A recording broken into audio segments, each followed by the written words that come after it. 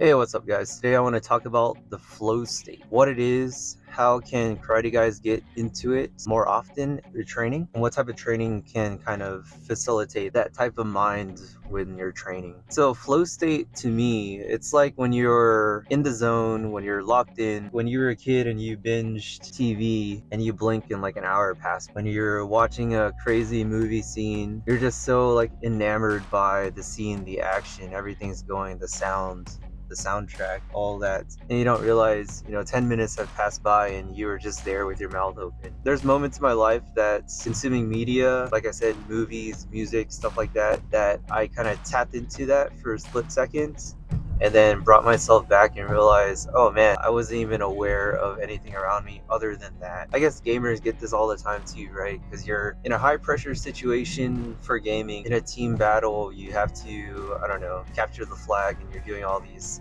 strategic maneuvers and you're relaying instructions to your team members and calling things out, and you're just like in the zone.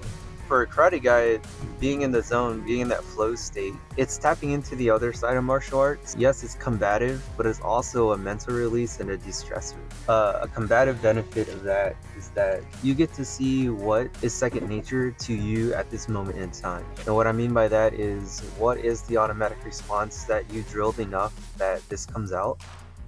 Um, I was teaching kids a couple months ago, and one kid, he's like 8 or 9. Every time he would try to escape, he'd always roll away and turn his back. We never drilled that. I always tell him, point your feet towards the attacker, always turn and face. But when in the heat of the moment, and he's been training for 6 months, in the heat of the moment, he will fall back onto his bad habits. And you are more likely to fall back onto your habits, good or bad, when you enter a flow state. And the best way to learn from that is to, one, if you can record your rolls and record your sparring matches, that's amazing. But going back and assessing what happened, and then the best thing after that is to train on top of those bad habits and try to break those habits and get rid of those habits, right? I don't know how true it is. People say there's no way to break bad habits. You only train good habits on top of the bad, so it replaces. If you're thinking combatively, I'm trying to learn techniques for self-defense. I'm trying to apply it on a resisting opponent. So I do drills and I spar with it. And then as the resistance goes up, what does my body naturally fall to? To answer that question, you would have to get into a state of high distress, anxiety, where your natural body takes over, or you get into a flow state. And it's the same thing in the sense, like in both situations, you are allowing your body to take over so that your mind isn't thinking about what to do next.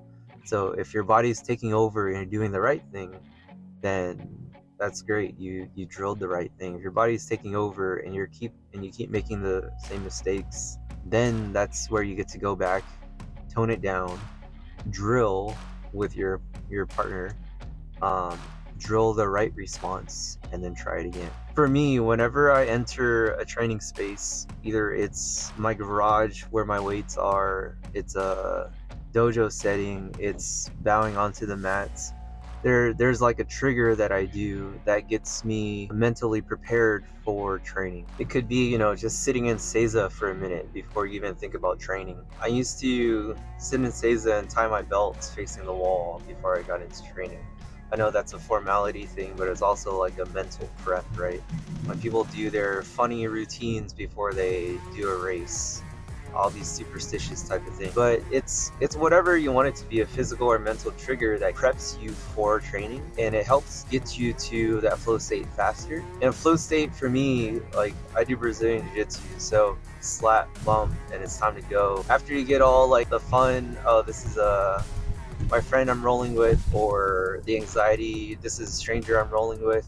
Once you get past that, the first 10-15 seconds, and then you're like, okay, I know this. Your mind starts clicking into what I'm calling the flow state, where things react naturally, your training comes in, your body moves on its own, and your brain gets to kind of just forget about anything outside of the training space, and you get to just move. And I think it's super important because, one, it takes away a lot of the mental anxiety and the calibration you might have. And I say calibration like, if you're sparring with somebody and you're squaring off with them, and before anyone moves, there's like all these what ifs that's going through your brain. Should I try this jab? What if he catches it? What if I throw my right and I get punched in the gut? All these things, right? Once movement starts happening, you guys are bouncing back and forth, and now you're sparring and you're reacting to things that come in. Your body kind of takes over, and then your mind gets to be free to just experience that match. And it comes a lot easier in something like jiu-jitsu. And I'll tell you why. It's because jiu-jitsu is confined by rules, meaning you can't punch each other if you're not doing like self-defense jiu-jitsu. Both people have agreed upon these set of rules, and you guys are playing, they call it like a game of human chess. And it's a game of call and response, attack, defense, counter, counter, defense, attack, counter, defense. But because of that, you are so locked into the game, playing the game of jiu-jitsu, that you forget about things outside of that game. The other term to use is like you are present in the moment. One way that forces you to be more present in the moment is that you are afraid or you don't want to get submitted. I mean, of course, you're not always just trying to dominate and win. It's not like a competition or anything. It's not life or death. It's training in the dojo. But you are agreeing upon this game where you both are trying for things. And in trying for things and defending for things, you get into the zone where you are present in the moment and present for things on hand. Because if you're not, you're going to get submitted, you're going to lose. And because of that hard training, because of that type of sparring where there isn't a lot of downtime, it allows you to get into that flow state and stay in that flow state longer than something that has those breaks built into it. What in karate has breaks built into it? One, point sparring. You go for a game of tag, you tag each other, you break, fix your gi, fix your belt, reset, catch your breath. A lot of times if you're good about it, you're going to think strategy, right? Which you should be like, I got him on this one, how can I get him on the next one? Or, man, he got me, how do I get him back? I'm down by 3 points, there's 2 minutes in the round. There's all these things, all these factors that are going through your head that's not pure combat, it's the game of the match. And those are things that can break you away from a flow state, right? And why do I say flow state is so important? This is another benefit of training martial arts, is the mental release. So if you're able to get more of that mental release throughout a training session, you're able to find more benefits from training martial arts, right? And of course, if you know this channel, that for me, the easiest way to get to that flow state is just to take me karate grappling. Again, I'm gonna be a broken record on this channel, and I should be, because I'm pushing the idea that karate has grappling. And why is it important to learn grappling other than the combative nature of it, which all my other videos are about?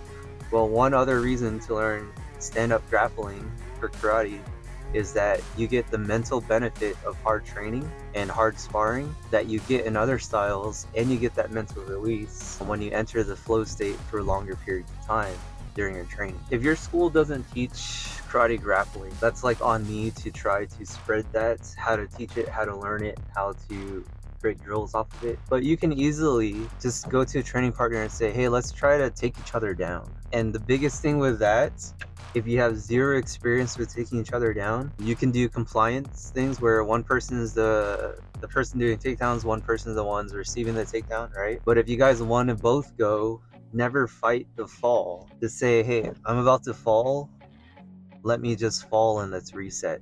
Because the idea is like, you want to have as many repetitions as possible in the dojo so that you can accumulate as much experience as possible without risk of injury. That's twofold, right?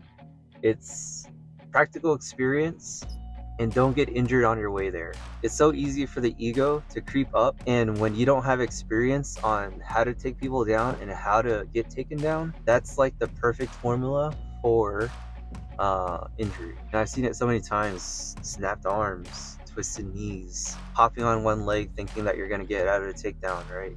And then the knee just buckles. It's super common. And I'd say if you're hopping, just sit down and reset. No one's winning in the dojo when you're both trying to learn. And then once you get more experience, once you learn some takedowns, learn how to break fall and all this stuff, then you can turn it up a little bit. The idea is that you want to develop a skill, get good at that skill, don't get injured on the way.